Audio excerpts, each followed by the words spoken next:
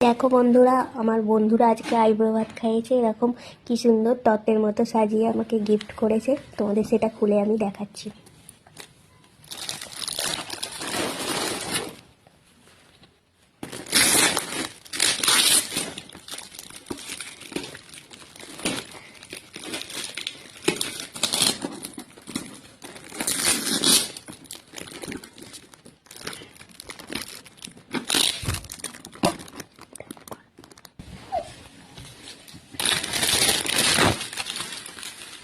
এখানে কি সুন্দর একটা কবিতা লিখেছে, তোমাকে পড়ে শোনাচ্ছি আমি।